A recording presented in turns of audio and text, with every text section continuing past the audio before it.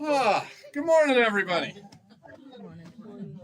Sorry for the slightly late start. Not a big deal. Communion and recitations always take a little time, but it's good to do and see.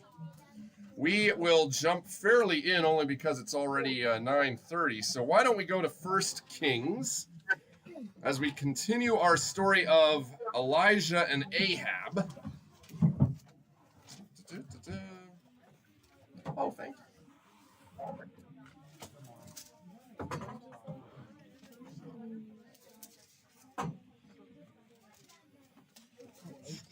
Almost there.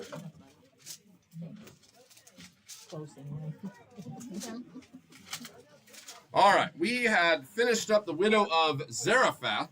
And while it might seem like we're going to be going through every single king or section of this, we will be skipping parts because we're not turning this into a verse by verse. We're just hitting major sections as we highlight kings of Israel and how they relate to God's relationship with both Israel at the time and ourselves. We're going to be spending, of course, as we said before, a lot of time on Ahab and Elijah, because one thing the Bible does, for another because Ahab is one of the pivotal figures in Israel's history for the worse. Now, as a reminder, Ahab, what's the current situation with him? They're in a drought. And why are they in a drought? Right, he was not going to listen to Elijah, and so God sends a drought. And what was he specifically not listening about? Right, he has been actively promoting and giving himself over to idol worship, which is different, remember, than the previous kings of Israel. Jeroboam set up golden calves, but those weren't idols in the precise sense of were dedicated to false gods. Those were built as shrines, in theory, to the true God. Thus, he also built a priesthood around it, holy days that mimicked the temple worship. It was still a departure from the will of God, and it was bad. And God constantly condemns the kings of Jeroboam and after because they persist in ignoring his covenants and seek to set up worship of God on their own accord. Ahab goes a very decisive step forward, and through his marriage to Jezebel, imports the foreign gods, especially Baal, who is the fertility god, and worships him, and gets Israel to worship him, or at least strongly encourages worship of Baal, and strongly discourages worship of Israel's God. So, hence the big standoff that has happened with the drought. Now, let's pick up with chapter 18. After Elijah was running for his life, he stays with this widow while the drought remains. And now we pick up again in Elijah's life at a moment that will prove important. So let's do what we did last time and just read through the chapter. Somebody want to read for us? In fact, we'll just go rotation. We started this side, we'll start this side this time. You're lucky, Mariah. After a long time in the third year, the word of the Lord came to Elijah. Go and present yourself to Ahab, and I'll send rain on the land. So Elijah went to present himself to Ahab.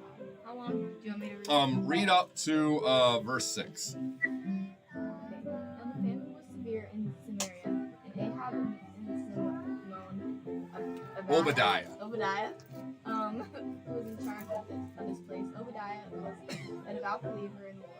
While Jezebel was killing off the Lord's prophets, Obadiah had taken 100 prophets and hidden them in 2 caves. Oh, Yeah, you're good. 50 in each, and had supplied them with food and water. Ahab had said to Obadiah, go through the land to all the springs and valleys. Maybe we can find some grass to keep the horses and mules alive, so we will not have to kill any other animals. One more verse, yeah. So they divided the land they were to cover, Ahab going to the direction and Obadiah. All right, want to pick it up? Memory there, 7 through, let's go up to, finish through 11. As Obadiah was walking along, Elijah met him. Obadiah recognized him, bowed down to the ground, and said, Is it really you,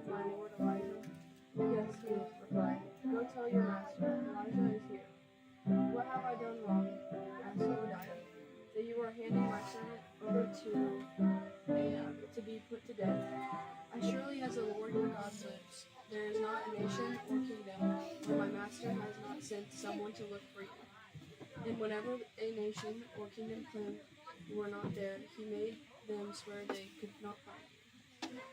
But now you tell me to go to my master and say, Elijah is here. All right. Which one do you want to go next, since you're kind of there? 12 through, why don't you finish this section off, 12 through 15? I don't know where the Spirit of the Lord may carry you when I leave you. If I go and tell Ahab and he doesn't find you, he will kill me. Yet I, your servant, have worshipped the Lord since my youth. Haven't you heard, my Lord, what I did while Jezebel was killing the prophets of the Lord? I hid 100 of the Lord's prophets in 2 caves, 50 in each, and supplied them with food and water. Now you tell me to go to my master and say, Elijah is here. He will kill me. Elijah said, as the Lord Almighty lives, whom I serve, I will surely present myself to Ahab today. All right. And then this will pick up into what we'll focus on next week, which is the famous confrontation on Mount Carmel.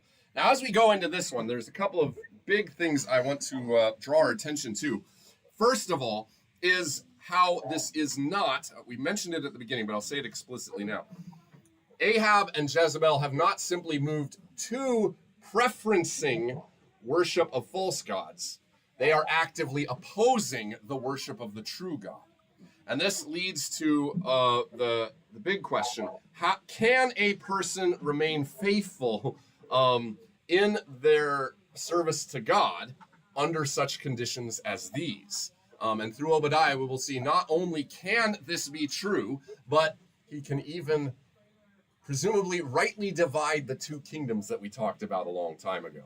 Obadiah can serve both God and Ahab properly in the way he orients himself. But let's just keep those 2 things in mind. That's our big thing, that it turns against the Lord, and particularly how we map that onto the fact that governments can turn into persecution of Christians, and secondly, how it is possible by the grace of God to remain faithful to God even in such conditions as those, which sometimes pushes against some of the negative stories we tell ourselves about the possibility of Christianity in our world. All right, so first of all, let's start here. What is Elijah doing? Why is Elijah going to Ahab? First of all, Ahab clearly wants this guy dead, so why go to him? And what does he have to say? There will be some repentance going on, but what's the exact message he actually sends to Ahab on verse 1? Or that God sends Elijah to go tell him? Right, the drought will be coming to an end. Now, has Ahab repented at this point? No, is this good job, Ahab, as a reward for the fact that you finally turned to me, now I will relent from the disaster? No, God is going to end it regardless of Ahab's point. And as a sneak peek to next week, he will do this precisely as a demonstration of how utterly weak Ahab's idols are, and as a way of saying, therefore, because I am ending the rain or the drought, repent. Well, that's getting us into next. But this is a good news for Ahab in a certain sense, even though it will turn into a confrontation. And then we get to the really juicy, meaty part here. What is Jezebel up to at this point in time? Killing the prophets? She is actively killing the Lord's prophets. Now, there is one thing, you might say. It's one thing to have what you'd call a pluralistic society. What do I mean by that, do you think? Right, people believe in different things. There are a plurality, multiple different beliefs. It's one thing to have a society that tolerates a whole bunch of different gods. I'm not saying it's an ideal thing. I'm saying it is one thing. It's quite another to say, and we will not tolerate certain kinds of beliefs, right? Those are clearly 2 different kinds of societies. Ahab's, like we said, is not, okay, you guys want to worship this old God of Israel, fine, whatever. I want you to worship this God, this Baal, because he's my wife's God, and I think it's better anyway. And so we'll actively promote that and stop promoting the other. That's one thing. It's another to actively persecute in the strong sense of we will kill the leaders of. I thought that was my computer for a second.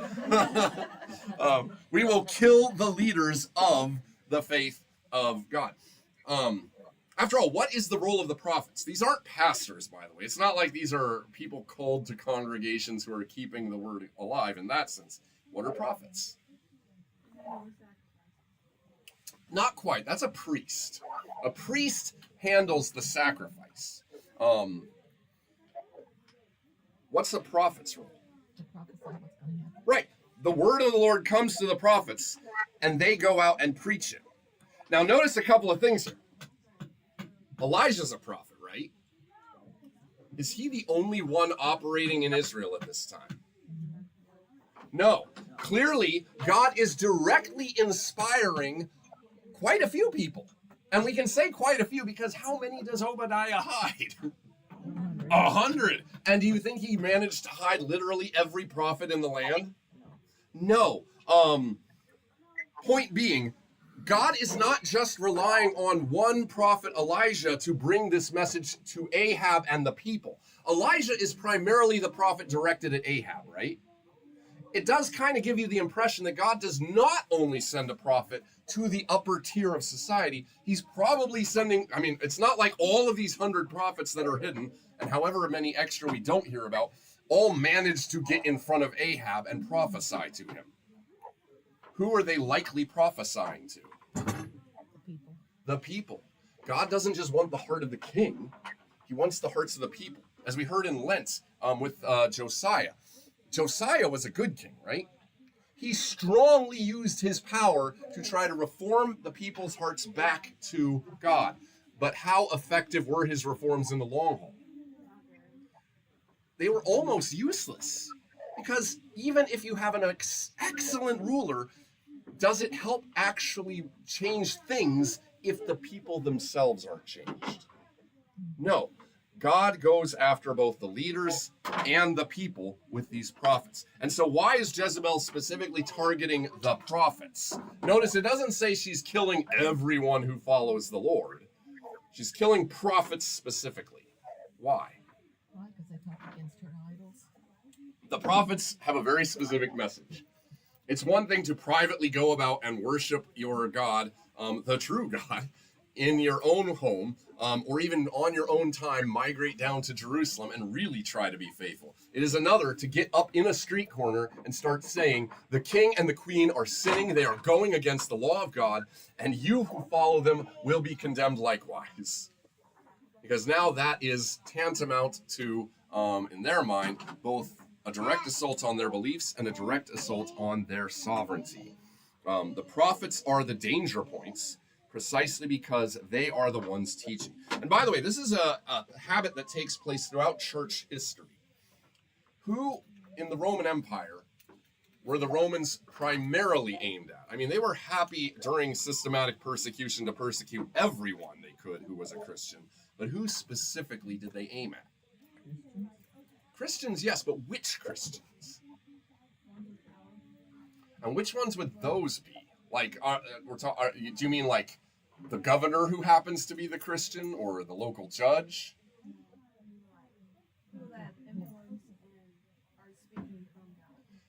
The pastors and the bishops, yes. By the way, that was a day and age where being the Pope was not exactly the job you wanted to get, for obvious reasons. You were going to probably be the one who would get killed, and lots of popes had to either run for their lives or get killed in office. Because being the Bishop of Rome in the Roman capital, while they're actively trying to destroy the Christian church, not exactly the job you want, but it's the job they got, and they did it to the best of their ability until they were forcibly removed from office sometimes by death. But why go after the prophets, later in the pastors, the bishops, the ministers, the evangelists? Why kill them? Exactly. They are the source of the movement, not because they are the source, but because they are speaking the word that can actually confront people and change their hearts and bring them to faith. The idea is that same thing that Jesus quoted: strike the shepherd and the sheep will scatter, because it's the voice of the Lord that brings about his people. And so Jezebel's goal is kill the voice, silence the people. What's that? But then they would almost have to believe that that was true if they. So if they were killing people because they knew if they heard God's word that they would be called to them, Sure. then wouldn't that imply that they believed it? So the question here is, if they're killing the pastors, prophets, etc., because they believe they assume that the word they're preaching is doing work, wouldn't that imply that they believe that the word has power? I would say, for an outsider, it doesn't look mysterious. It's the same idea of, how do you stop a movement? Well, you kill the leaders of the movement. If you stop the people who are actually willing to get out there and publicly say things, then nobody seems to be left who's willing to publicly say things. And at the very least, you're going to diminish its return. Does that make sense? Yeah, so it's not that they actually believed it, they just Right. didn't want people. Right. It's the prophets because of their call. The pastors and the bishops because of their call. It wasn't only that they're speaking the word which does the work, it's that they're speaking the word publicly. And that's a problem. But to them, they are Right. speaking a word. Right. To them, it's just they're the troublemakers who are stirring up the people. Get rid of them, and we're okay. As we'll see later when Ahab meets Elijah and he says, "Oh, look who it is, the troubler of Israel," the one who is causing all the problems. Now, so we have that down pretty hard. Are we unique in world history here? Like, are the days of the persecution of Christians behind us now? No. Not at all. In our nation, in a lot of Western nations, we are so richly blessed. We truly don't recognize how blessed we are. That there is no danger whatsoever about you being here on Sunday. In fact, for a long time, and even to a certain degree now, there are people who just expect a lot of you will be here this morning, and they won't have a problem with you. You go to other countries, certain other countries, you cannot have this building without the threat that it might get burned down by, I don't know, some random Muslims around. Take Nigeria, where this happens virtually monthly. People are having their churches raided, kidnapped, executed, enslaved. Go to Cambodia, where if you go and say the wrong thing about Jesus in the wrong degree, well, same kind of thing. Go to China, where if you are speaking or distributing materials that do not line up with the officially mandated version of Christianity, which is very friendly to the Chinese government, you very well will be disappeared. Most of the world is not that free for Christians. But you're starting to see more of that in our country. Well, what we see are troubling signs. I don't deny that. It is not the assumed friendly attitude we used to enjoy. We're still a long way off from, say, certain Scandinavian countries where they actually are criminally charging people and politicians for saying things in the Bible. But it's still a very big difference here between that. I'm not saying there's more pressure, and it's very possible that it will continue to grow. But even so, I don't really believe that in my lifetime, we're going to get to a point where I have to worry I'm going to be executed for preaching the faith. We might get to a point where I can see getting fined, but I don't see getting executed. There are plenty of places in the world where that's going to happen. Now, then we come to this interesting person and keep that in mind, that this is a ongoing reality. And as Karen mentions, it's certainly possible in the future that it could become a reality in more areas of the world, including our own. I'm not going to speculate about whether it will or won't. The more important thing to turn to here is Obadiah. This is not the prophet Obadiah, who has a book named after him, by the way, at the end of the Old Testament. What's Obadiah? What's his job? We don't know exactly, but what's his job? Taking care of Ahab's house. Right. He's in charge of Ahab's palace. Is that a minor job? No. Who do you think has probably some of the most access to the king? Him. Who do you think, therefore, the king has the most accountability to the king on a personal basis? Probably him. And how much does he trust him? A lot. So much so that he is willing to go out alone with him, more or less. I mean, they probably have entourages, I'm sure. But they go out as equals to go in search of Elijah, and they split up. You don't do that with someone who is not very, very close to you as a king. Obadiah is high in the palace, and yet is he on the same page as Ahab with the whole religious program here? No. Obadiah is what? Who's he following? Clearly, he is devoted to the Lord. So much so that he uses his power to do what? Hide the prophets. Now, this is extremely interesting. Because does Obadiah strike you as somebody who is routinely disobedient to Ahab in his position? How long would he be there if he were? No. And in fact, he's kind of concerned about ever being found out and executed, right? So we can say this for certain about Obadiah. He is well regarded by Ahab. He serves a very high position in Ahab's kingdom. Ahab trusts him implicitly. And Obadiah, by and large, is a faithful person to Ahab and his duties, right? And yet there are certain things he clearly is actively thwarting in Ahab's house. Because Jezebel wants the prophets dead, Obadiah is using his position, his authority, his power to hide these prophets from persecution. That's not a small risk, is it?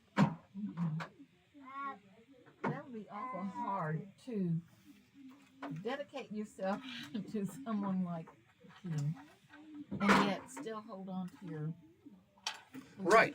Well, and it gets to this. This is one of those very fascinating things, because this gets to the idea that we touched on at the beginning, which we'll probably have to get into more detail next week because we're running low on time. How is it that Obadiah is able to do these two things in his own heart? Because like you said, that has to be hard to be able to devote yourself to Ahab on the one hand, who is absolutely opposed to God,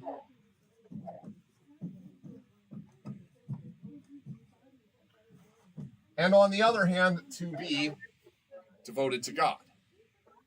Is it even possible? I mean, we often act like in our day and age that if the persecution in our country gets too much worse, again, probably speaking from a lack of recognition of how much persecution other Christians today actually face, we start to wonder, well, how can the church possibly survive it? How can pastors continue to serve? How can churches continue to function in this way? The idea becomes, if you're actually under somebody, a government that is hostile toward you, well, they have all the power. They're going to stop you from worshiping. And what hope do you have? On the one hand, I think it's pretty obvious. Is that really something we need to fear? That it would be impossible for people to remain faithful and devout under such a regime? You'd have to hide it. You would have to hide it, but does that mean you wouldn't be able to do it? No. Yeah. I mean, it's kind of like to a less, well, you can like see it through history that people do it a lot, but at the same time, it's not that unbelievable. Like, say you work in an institution, it's something different. I mean, but yet you still.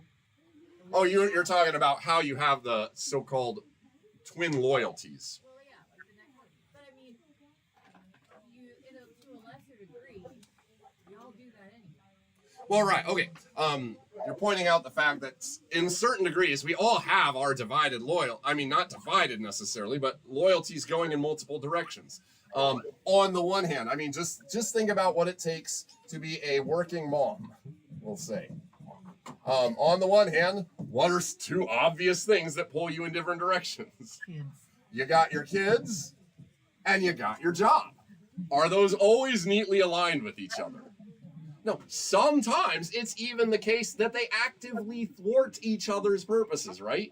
Is your job always going to be happy to say, oh, your kid is sick for the 12th time this month? Please go home and take care of them. Some jobs will.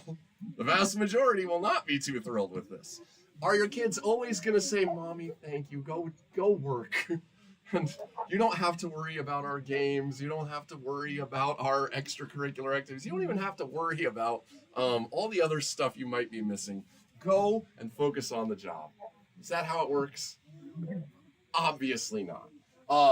In a very real sense, you'll have to learn to balance competing demands just in all kinds of different ways in life.